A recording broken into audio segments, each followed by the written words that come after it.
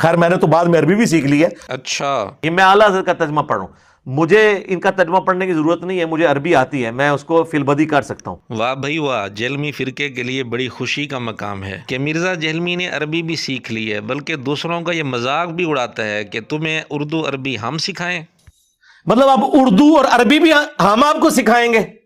اب جہلمی فرقے کے لوگ قریب قریب ہو جائیں، مرزا جہلمی اپنے شاگردوں کو عربی سکھانے لگا ہے. آپ عربیوں کے بچوں کو بھی سنیں گے، وہ بھی اپنے باپ کو بابا کہتے ہیں.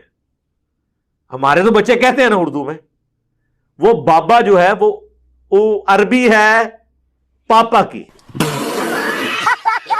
تو یہ مرزے کا پہلا سبق ہو گیا کہ بابا عربی ہے پاپا کی. اب دوسرا سبق بھی سن لیں. کلائی یہ ہوگی، یہ کف ہے، یہ تین چیزیں ہوگی، یہ سمجھ لیں. رس کہتے ہیں یہاں سے لے کے یہاں تک، کلائی تک. کلائی کو کہتے ہیں کف عربی میں. یہ ہے مرزے کا دوسرا سبق کہ کلائی کو عربی میں کف کہتے ہیں. بھونی ہوئی دب لا کے رکھی، عربی میں دب کہتے ہیں، دال با دب.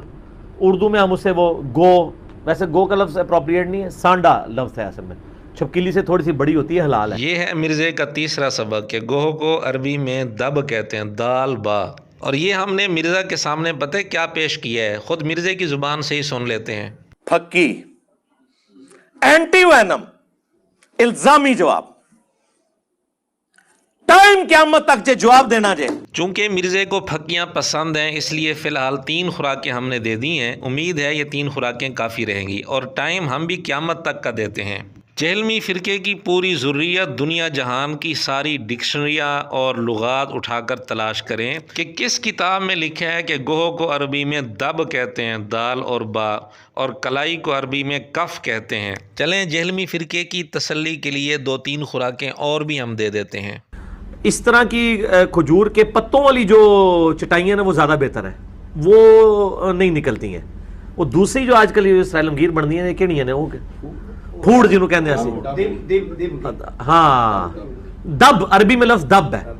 یہ عربی لفظ دب کا ہے. دب عربی میں کہتے ہیں گھاس کو، یہ عربی کا لفظ ہے، قرآن میں بھی آیا یہ لفظ دب. جہلمی فرقے کے لوگ ہمت کریں، دکھائیں کس لغت کی کتاب کے اندر، کس ڈکشنری کے اندر لکھا ہے کہ دب کا معنی گھاس ہے، اور یہ لفظ قرآن کریم کی کس آیت میں موجود ہے.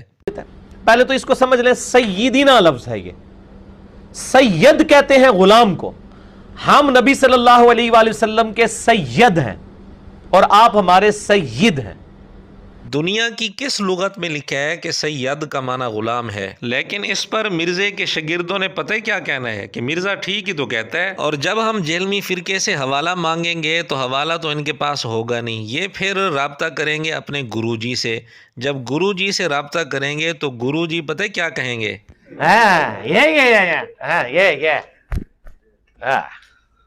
مرزے کی یہ آواز سن کر بڑی حیرانگی سے مرزے کے شاگرد مرزے سے پتہ کیا پوچھیں گے؟ چیزیں میں ہائی لائٹ کر رہا ہوں، ان کا جواب دیں. اور آپ کی چیخو پکار، آپ کا رونا پیٹنا اس بات کی گواہی ہے کہ آپ کے پاس کسی بات کا جواب نہیں ہے. جب مرزے کے شاگرد یہ بات کریں گے تو مرزا اپنے شاگردوں کو پتہ کیا کہے گا؟ میں نے اس لیے کہا تھا تہاڈی منجی ٹھک گئی، جے چاہتے ہو نا کہ کوئی 25-30 سال کٹ جاؤ تو خاموشی اختیار کرو. لیکن جب مرزے کے شاگرد زیادہ اصرار کریں گے تو مرزے نے پتہ کیا کہنا ہے؟ ہائے میں صدقے، ہائے ہائے گوگل حافظ اللہ، تجھ پہ لاکھوں سلام. تو اس پر مرزے کے شاگردوں نے کہنا ہے مرزا جی گوگل سے ہی دکھا دیں. اس کے جواب میں مرزے نے پتہ کیا ڈائیلاگ مارنا ہے؟ نیور، ناٹ ایٹ آل.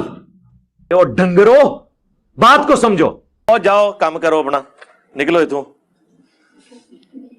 یہ کہانیاں کسی اور نو کراؤ، تہاڈا واسطہ پڑھ لکھے بندے نال پیا ہے. نٹھو ادھروں، چلو ہم کوئی غلام ہیں؟ ہاں کیوں مرزا جی مزہ آیا؟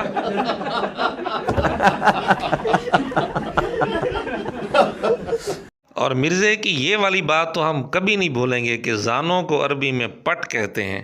ہمارے لیے اتنا ہی کافی ہے کہ ہاتھ زانوں پر رکھو، زانوں پر، جس کو ہم عربی میں پٹ کہتے ہیں. مرزے کے شاگردوں سے گزارش ہے کہ مرزے سے یہ بھی پوچھ لیں کہ زانوں کون سا لفظ ہے جس کو عربی میں پٹ کہتے ہیں.